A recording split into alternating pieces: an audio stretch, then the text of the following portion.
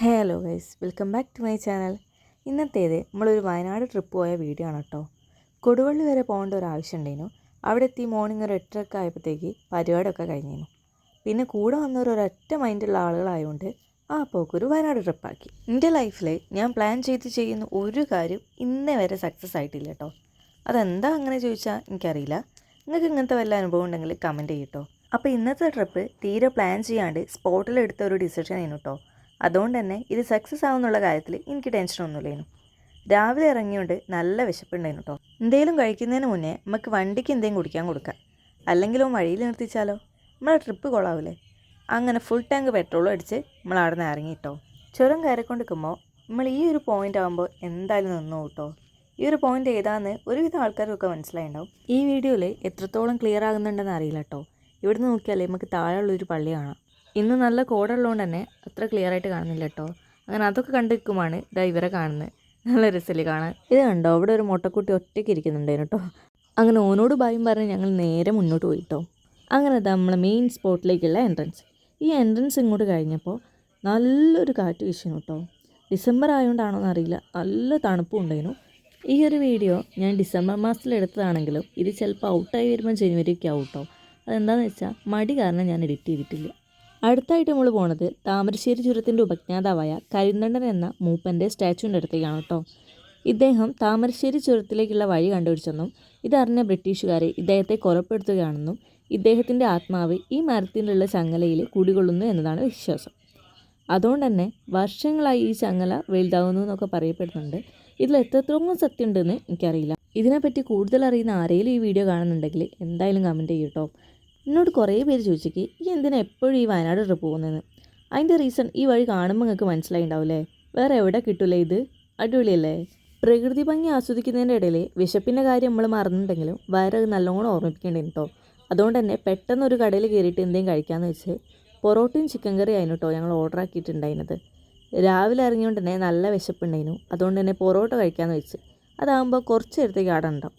നല്ല ടേസ്റ്റ് ഉണ്ടായിരുന്നു കേട്ടോ. വറുത്തരച്ച ചിക്കൻ കറി ആയിരുന്നു, നല്ല ഉണ്ടായിരുന്നു. നിങ്ങൾ വിചാരിക്കുന്നുണ്ടാവില്ല ഈ വെയിലത്ത് ഞാൻ എന്തിനാ കോട്ടിട്ടതെന്ന്.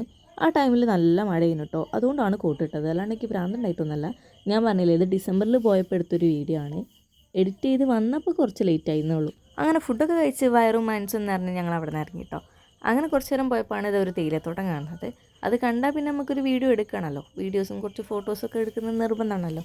അങ്ങനെ ഇത് എടുക്കാമെന്ന് വിചാരിച്ചിട്ട് അവിടേക്ക് ഇറങ്ങിട്ടോ.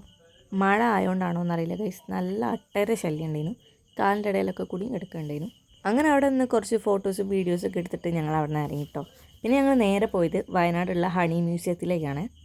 അധിക ടൈമും വയനാട് പോകുമ്പോൾ ഈ ഒരു മ്യൂസിയം പുറത്തുനിന്ന് കാണലുണ്ടെങ്കിലും ഞാൻ ആദ്യമായിട്ടാണ് കേട്ടോ ഇതിൻ്റെ ഉള്ളിലേക്ക് കയറുന്നത്. 30 രൂപയോ 40 രൂപയോ എങ്ങനെയാണ് എൻട്രൻസ് ഫീ വരുന്നത്. പക്ഷെ അത് കറക്റ്റ് എനിക്ക് ഓർമ്മയില്ല കേട്ടോ. നിങ്ങളൊക്കെ വയനാട് പോകുമ്പോൾ ഈ ഒരു സ്ഥലം വിസിറ്റ് ചെയ്തിട്ടില്ലെങ്കിൽ എന്തായാലും ഒന്ന് കയറി വിസിറ്റ് ചെയ്ത് നോക്കണേ. അത്ര അടിപൊളി സ്ഥലമാണ് കേട്ടോ. എനിക്കൊന്ന് കുട്ടികളൊക്കെ കൊണ്ടുപോവുകയാണെങ്കിലും ഓൽക്കും ഭയങ്കരമായിട്ട് ഇഷ്ടപ്പെടുന്ന ഒരു സ്ഥലമായിരിക്കും ഇത്. പല തേനീച്ചകളെ പറ്റിയും അവ ഉൽപ്പാദിപ്പിക്കുന്ന തേനുകളെ പറ്റിയും നമുക്ക് ഡീറ്റെയിൽ ആയിട്ട് ഇവിടുന്ന് ക്ലാസ് എടുത്തിരുന്നുണ്ടായിരുന്നു കേട്ടോ.